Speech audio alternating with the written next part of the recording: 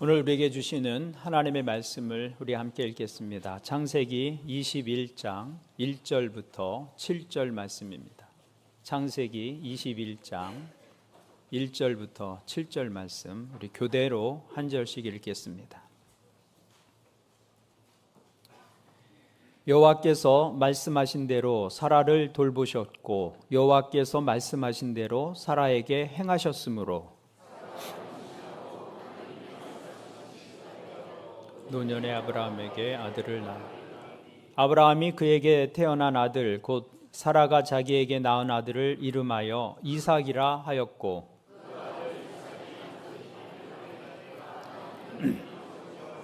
할례를 행하였더라.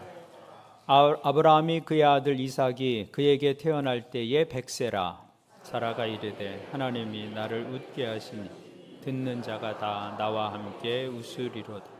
또 이르되 사라가 자식들을 젖먹이겠다고 누가 아브라함에게 말하였으리오마는 아브라함의 노경에 내가 아들을 낳았도다 하니라. 아멘. 감사합니다. 우리 옆에 분들과 인사 나누겠습니다. 하늘 복 많이 누리십시오. 예, 감사합니다. 온라인으로 예배에 참여하시는 분들에게도 하나님의 동일한 은혜가 있기를 축복합니다. 예. 아브라함에게 두 여자가 있었습니다. 아내 사라와 또 사라의 몸종이었던 하갈입니다. 사라와 하갈은 전혀 다른 유형의 인간이죠. 사라는 자유인이었고 하갈은 종이었습니다. 몸종이었습니다. 사라는 히브리 여인이었고 하갈은 애굽 여인이었습니다.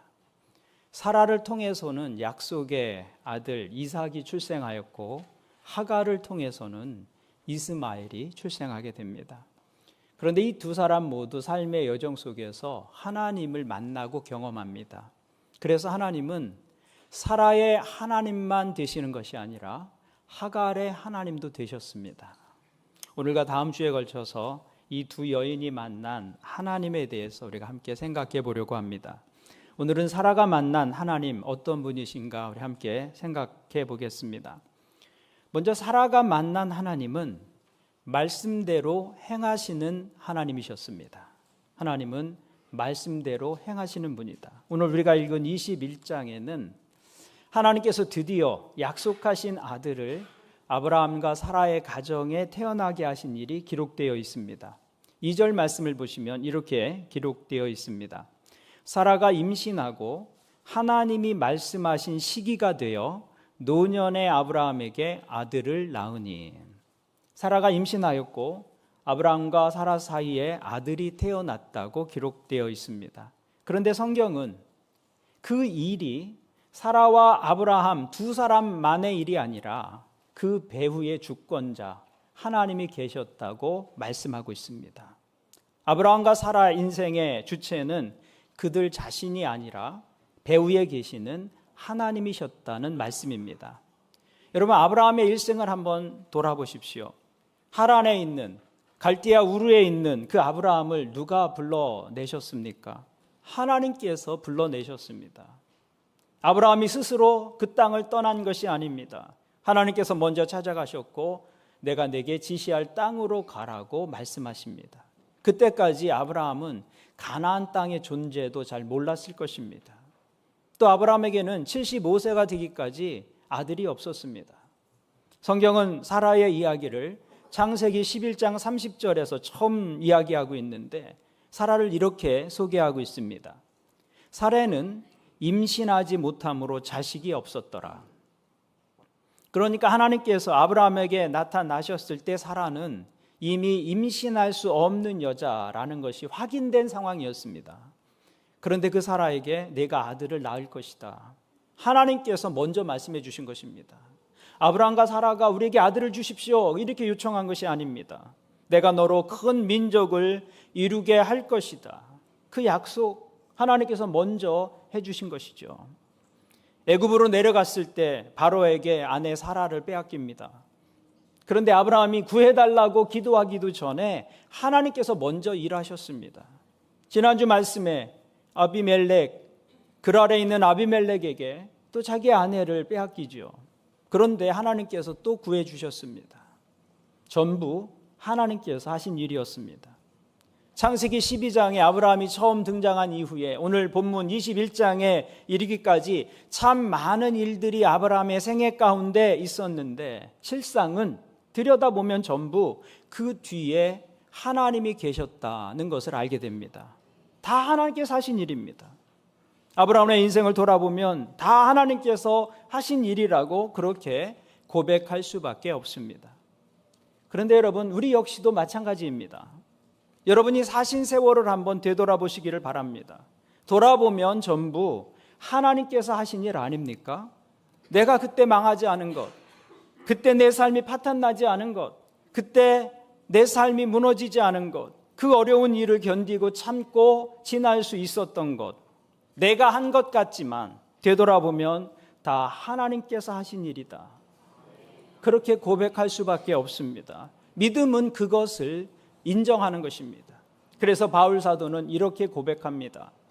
고린도전서 15장 10절을 보면 그러나 내가 나된 것은 하나님의 은혜로 된 것이니 내게 주신 그의 은혜가 헛되지 아니하여 내가 모든 사도보다 더 많이 수고하였으나 내가 한 것이 아니요 오직 나와 함께 하신 하나님의 은혜로다. 나의 나된 것은 내가 만들어 온 것이 아니라는 것입니다. 오직 나와 함께 하신 하나님의 은혜로다라고 고백하고 있는 것이죠. 믿음은 그것을 인정하는 것입니다. 그래서 참된 신앙이란 삶의 주어가 바뀌는 것입니다. 삶의 주어가 나였어요. 내가 했고, 내가 진행했고, 내가 이루었고, 그렇게 말하던 내 인생의 주어가 하나님께서라고 바뀌는 것입니다. 그것이 믿음인 것이죠. 신앙이 깊어질수록 이 주어가 바뀌어져 갑니다. 이전까지는 내가 했다, 내가 이루었다 이렇게 말하는 것이 많았는데 신앙이 깊어질수록 내가라는 말보다는 주님께서라는 단어가 많아지는 것입니다. 우리 인생에서 우리가 통제할 수 없는 일들이 얼마나 많습니까? 인생을 살면서 예기치 않은 일들이 얼마나 많으며 우리의 힘과 우리의 능력 밖에서 일어나는 일들이 또한 얼마나 많습니까? 그런데도 우리가 이렇게 살아갈 수 있는 것은 오로지 내 노력의 결과만이 아니라 하나님의 은혜의 결과다라고 고백하는 것이 믿음인 것이죠. 우리의 노력이 필요 없다는 말씀이 아닙니다. 우리의 노력만으로는 어림없다는 말씀입니다. 그것을 아는 것이 신앙입니다. 그래서 신앙은 삶의 중심에 나를 세우는 것이 아니라 하나님을 세우는 것입니다.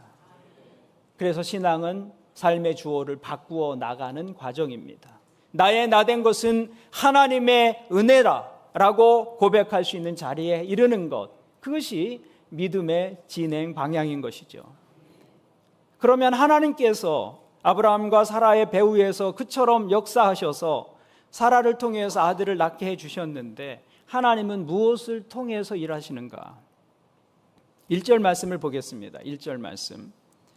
여호와께서 말씀하신 대로 사라를 돌보셨고 여호와께서 말씀하신 대로 사라에게 행하셨으므로, 이 말씀을 보면 하나님께서 무엇을 통해서 하나님의 일을 이루어 가신다고 말씀하고 있습니까?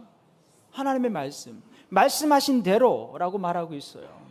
성경은 사라의 임신과 출생에 대해서 말씀하시면서 하나님께서 말씀하신 대로라는 말씀을 반복해서 이야기하고 있습니다. 그러니까 지금 이 사라의 삶에 일어난 그 일은 우연의 결과도 아니고 사라의 노력으로 된 것도 아니고 하나님께서 말씀하신 대로, 하나님께서 약속하신 그대로 되었다고 말씀하고 있는 것입니다. 그러면 하나님께서 사라에게 무엇이라고 말씀하셨습니까? 창세기 17장 16절 이하를 보시면 이렇게 기록하고 있습니다. 내가 그에게 복을 주어 그가 네게 아들을 낳아주게 하며 내가 그에게 복을 주어 그를 여러 민족의 어머니가 되게 하리니 민족의 여러 왕이 그에게서 나리라. 아브라함이 엎드려 웃으며 마음속으로 이르되 100세 된 사람이 어찌 자식을 낳을까? 사라는 90세니 어찌 출산하리요 하고 아브라함이 이에 하나님께 아뢰되 이스마엘이나 하나님 앞에 살기를 원하나이다. 이때 아브라함의 나이가 99세였습니다.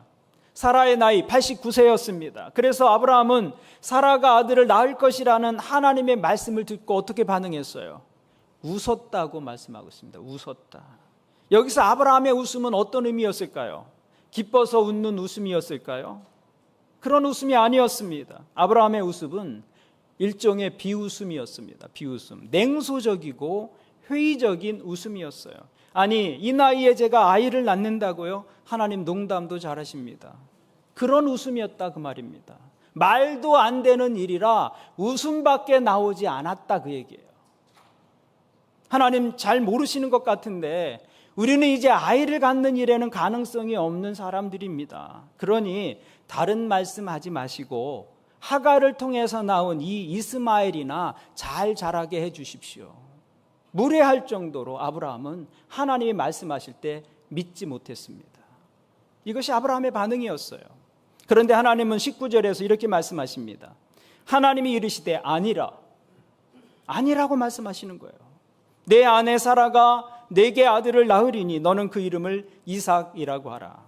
내가 그와 내 언약을 세우리니 그의 후손에게 영원한 언약이 되리라. 17장에는 하나님께서 아브라함에게 말씀하셨고 아브라함이 웃는 장면이 기록되어 있습니다. 이어서 18장에서는 사라가 웃는 일이 기록되어 있습니다. 18장 10절을 보십시오. 그가 이르시되 내년 이맘때 내가 반드시 내게로 돌아오리니 내 아내 사라에게 아들이 있으리라 하시니 사라가 그 뒤 장막 문에서 들었더라. 하나님께서 18장에 또 아브라함에 말씀하시는데 내 아내 사라에게 아들이 있을 것이다. 그것을 장막문 뒤에서 들었어요. 그 말을 듣고 사라가 어떻게 반응했다는 것입니까? 사라도 웃었다는 거예요. 웃었다는 거. 하나님 잘 모르시는 것 같은데 저는 이미 여자로서의 생명이 끝났습니다. 이러면서 웃었다는 거예요. 그러니까 사라는 자기의 생리가 끊어져서 더 이상 아이를 가질 수 없다는 사실을 하나님께서 모르시는 것 아닌가 이렇게 생각한 것입니다. 그래서 하나님의 말씀을 듣고 피식 웃었습니다. 그러자 하나님께서 13절에 이렇게 말씀하십니다. 여호와께서 아브라함에게 이르시되 사라가 왜 웃으며 이르기를 내가 늙었거늘 어떻게 아들을 낳으리오 하느냐. 여호와께 능하지 못한 일이 있겠느냐. 기한이 이를 때에 내가 내게로 돌아오리니 사라에게 아들이 있으리라. 그리고 오늘 본문 21장 1절에서는 하나님께서 그렇게 말씀하신 그대로, 그렇게 약속하신 그대로 사라가 아들을 낳았다고 말씀하고 있는 것입니다. 하나님 그 말씀대로 행하시는 것입니다. 오늘 이 말씀이 우리에게 교훈하는 것은 하나님의 말씀은 반드시 이루어진다는 것입니다.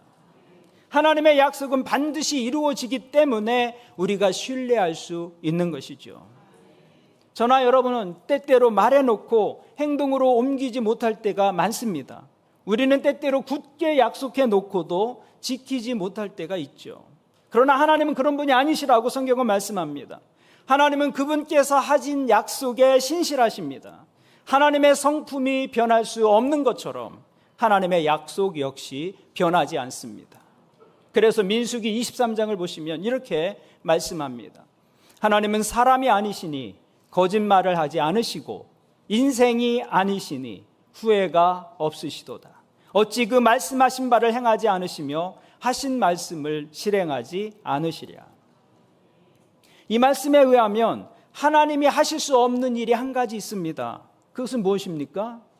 약속을 어기는 것입니다. 하나님이 할 수 없는 일이에요. 디모데후서 2장 13절은 이렇게 말씀합니다. 우리는 미쁨이 없을지라도 주는 항상 미쁘시니 자기를 부인하실 수 없으시리라. 하나님은 자신을 부인할 수 없다고 말씀합니다. 우리는 종종 자신을 부인합니다. 그래서 이렇게 말해놓고도 돌아서서는 내가 언제 그랬냐고 이야기하면서 자기를 부인할 때가 있죠. 그런데 하나님은 자기를 부인할 수 없는 분이시다. 그래서 하나님은 내가 언제 이런 말씀을 하지 않으십니다. 그러므로 이 말씀들이 우리에게 보여주고 있는 것이 무엇입니까?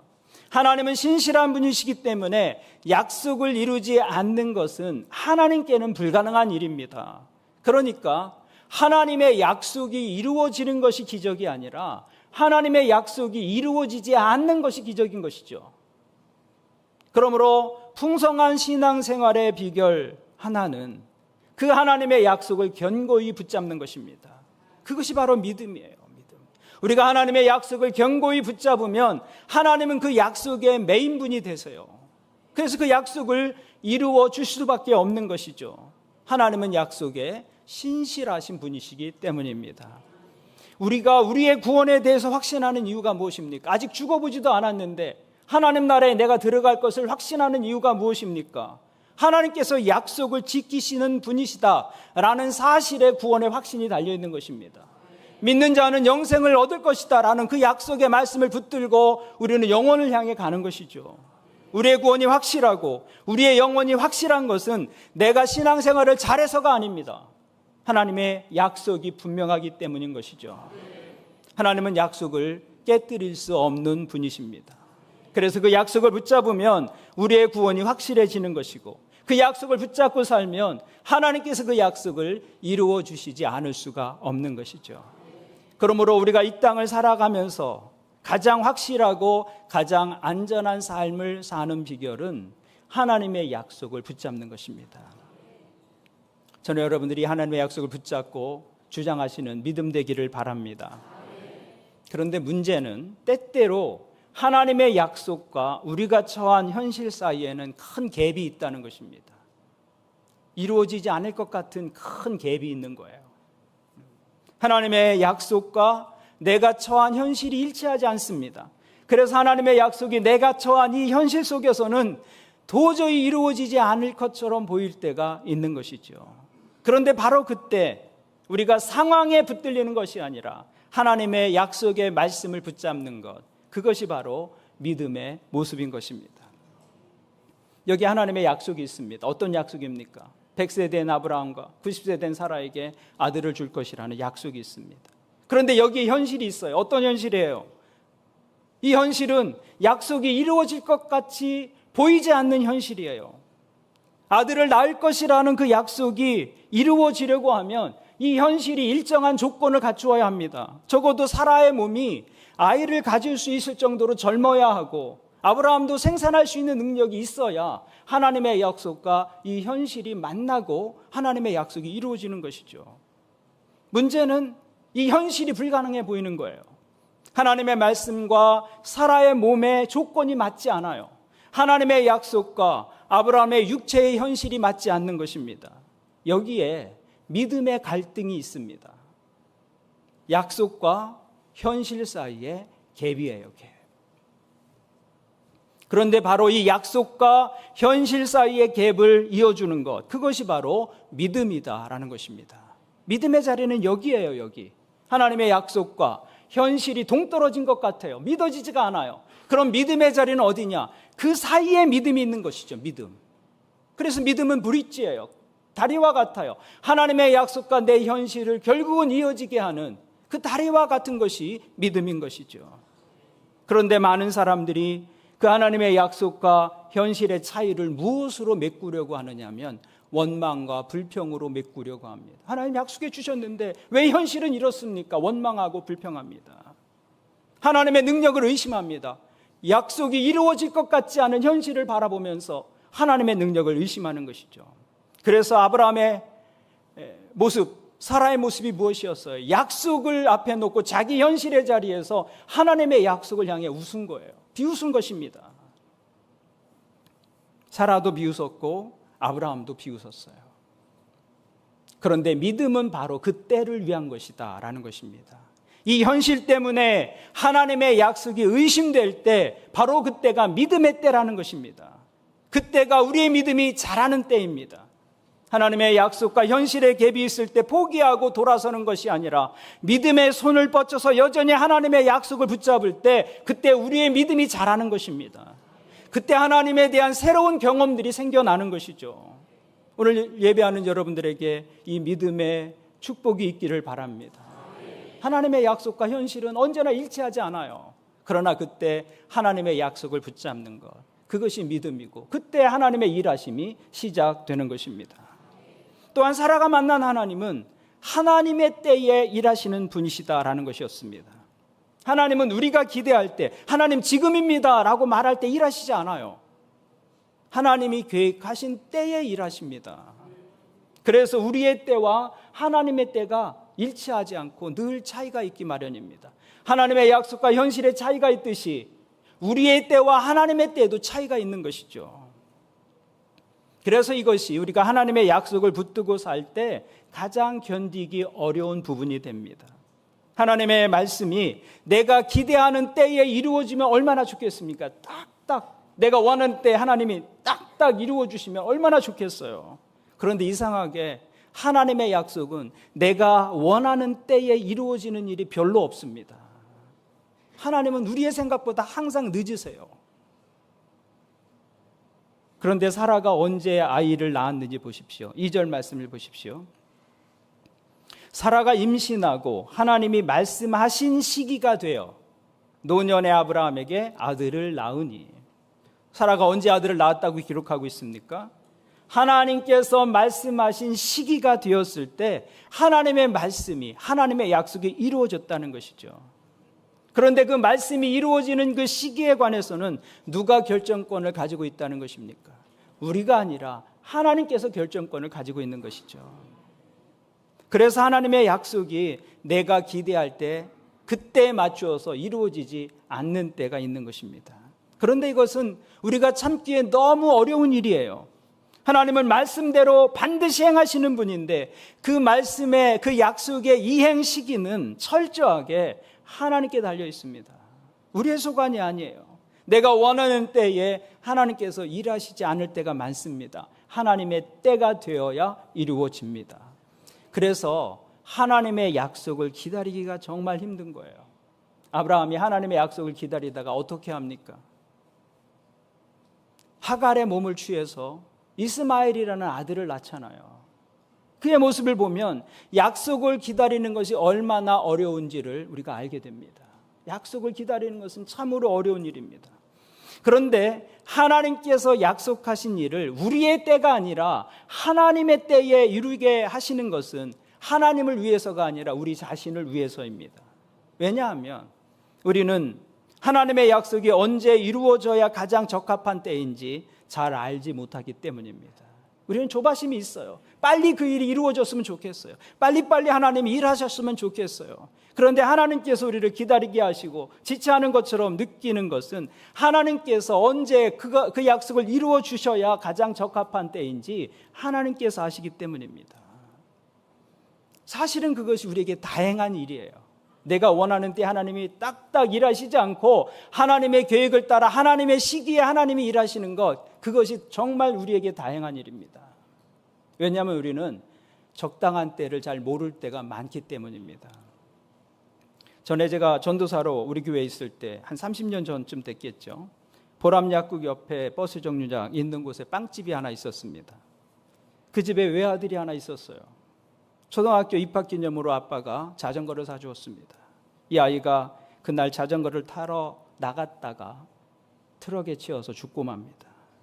그 소식을 듣고 우리도 많이 안타까워했어요. 몇 대 독자라고 제가 들었었는데 아마 그 아빠는 이럴 줄 알았으면 자전거를 사주는 게 아닌데 가슴을 쳤을 것입니다. 우리는 언제 약속이 이루어져야 가장 적합한지 잘 몰라요. 약속을 이루어 주었을 때 그게 또 다른 어려움과 아픔이 되는 경우를 우리는 보게 됩니다. 그것이 우리의 한계예요. 그래서 하나님은 말씀이 이루어지는 시기에 관해서는 하나님께서 결정권을 가지고 계시는 것이죠. 그런데 문제는 우리에겐 그때를 기다리는 것이 무엇보다 힘든 일이다라는 것입니다. 그래서 우리는 기다리다가 시험에 듭니다. 하나님께서 내가 원하는 때에 일하시지 않으면 화가 납니다. 하나님의 약속이 이루어질 것 같지 않은 이 상황을 보면서 분노가 치밀고 하나님 살아계신 것이 맞냐고 하나님께 항의하게 되죠.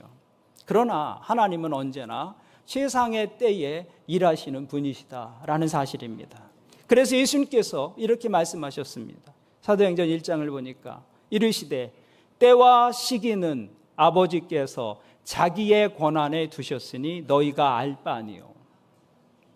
물론 이것은 예수님의 재림의 시기에 관한 말씀이지만 우리 인생의 전반에 걸쳐서 때와 시기는 하나님의 주권에 달려있다. 이렇게 말씀하고 있는 것입니다. 우리 인생의 최상의 때는 내가 생각하는 때가 아닙니다. 하나님의 때가 최상의 때입니다. 하나님께는 너무 이른 때도 없고 너무 늦은 때도 없습니다. 하나님은 정확하게 일하시는 분이십니다. 여러분, 아브라함이 75세 때 갈대아 우르에서 하나님의 부름을 받고 그리고 아들을 바로 얻었다면 아브라함이 믿음의 조상이 될 수 있었을까요? 굉장히 어려웠을 것이라고 생각합니다. 아브라함이 하나님의 말씀을 듣고 가나안 땅으로 들어갔습니다. 근데 마침 그 땅에 흉년이 들었습니다. 그러자 지정해 주신 가나안 땅을 버리고 어디로 내려갑니까? 애굽 땅으로 내려갑니다. 그 애굽 땅에 내려가서는 사라를 취하려고 남편인 자기를 죽일지 모른다는 두려움 때문에 자기 아내 사라를 누이라고 소개합니다. 누이라고. 그래서 애굽의 왕이 사라를 취하여 갑니다. 그런 거짓말하는 믿음, 순간을 모면하기 위해서 그렇게 거짓말하는 믿음으로 아브라함이 믿음의 조상이 될 수 있었을까요? 그런 믿음을 가지고는 믿음의 조상이 될 수 없었을 것입니다. 그래서 하나님은 이런 과정들을 다 거친 후에 하나님의 때에 하나님의 약속이 사라의 몸에서 이루어지게 하신 것입니다. 하나님의 약속은 현금이 아니라 약속 어음이다라고 제가 말씀을 드린 적이 있습니다. 그런데 우리는 늘 기도하면서 현금을 요구합니다. 당장 손에 쥐어지는 것을 요구하는 것이죠. 그런데 하나님은 현금을 주시지 않고 무엇을 주세요? 약속 어음을 주십니다. 그리고 결제일을 누가 결정하십니까? 하나님께서 결정하시는 거예요. 하나님께서. 그런데 우리가 해야 할 일은 무엇입니까? 그 약속 어음을 붙들고 하나님의 약속을 신뢰하는 것입니다. 그게 믿음의 자리예요. 그게. 그리고 그 기다림을 통해서 우리의 믿음이 자라게 되는 것입니다. 그래서 신앙에서 가장 중요한 것 가운데 하나는 기다림이에요. 기다림. 그 기다림 속에서 우리의 믿음이 성숙되어져 가는 것입니다. 그래서 하나님은 때때로 우리에게 기다림을 배우게 하십니다. 하나님께서 응답하시지 않는 것 같고 하나님께서 침묵하시는 것 같을 때 하나님은 우리에게 무엇을 요구하고 있는 거예요? 기다림을 요구하고 있는 것입니다. 그 기다림을 통해서 우리의 믿음이 자라고 그 기다림 속에서 우리의 인격이 성숙되어져 가는 것이죠. 그래서 하나님은 아브라함과 사라에게 약속하신 그때까지, 하나님이 계획하신 그때까지 기다리게 하신 것입니다. 그 기다림을 통해서 아브라함과 사라의 인생은 한결 더 깊어지고 그들의 신앙은 한결 더 성숙되어져 간 것이죠. 그리고 믿음의 조상이라고 불리움을 받게 되는 것입니다. 그 기다림 속에서 아브라함과 사라는 우리의 믿음의 조상으로 서게 된 것입니다. 그러므로 하나님께서 여러분을 기다리게 하실 때 원망하거나 불평하지 마시기를 바랍니다. 그때를 믿음으로 견디며 성숙의 기회로 삼으실 수 있기를 바랍니다. 우리의 믿음은 기다림 속에서 자라는 것입니다. 그 기다림 끝에 마침내 무엇이 있었습니까? 3절 말씀을 보시면 이렇게 기록하고 있습니다. 아브라함이 그에게 태어난 아들 곧 사라가 자기에게 낳은 아들을 이름하여 이삭이라 하였고, 아브라함은 아들을 낳고 그 이름을 이삭이라고 불렀습니다. 이삭이라는 말은 웃음이라는 말입니다. 웃음. 약속의 말씀을 따라 태어난 이삭은 아브라함의 가정에 큰 기쁨과 웃음이 되었을 것입니다.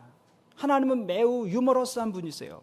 하나님의 약속을 비웃은 아브라함과 사라에게 아들을 낳게 하고는 그 이름을 무엇이라고 지을게 하셨어요? 웃음이라고 지어라. 네 아들의 이름을 웃음이라고 지어라. 그 아들의 이름을 부를 때마다 뭘 생각했을까요? 하나님의 약속을 믿지 못했던 자기의 불신앙, 하나님의 약속을 비웃었던 자기의 모습을 생각하면서 하나님이 얼마나 약속에 신실한 분이신지를 이삭의 이름을 부를 때마다 새롭게 알게 되는 것이었죠. 그래서 사라가 만난 하나님은 마침내 웃게 하시는 하나님이셨어요. 마침내 웃게 하시는 하나님. 하나님의 약속의 말씀을 붙잡고 하나님의 때를 기다리는 사람들은 결국은 웃게 될 것이다. 그것이 하나님의 약속입니다. 웃게 하시는 하나님. 저는 이 말씀이 참 좋습니다. 우리를 웃게 해주시는 하나님.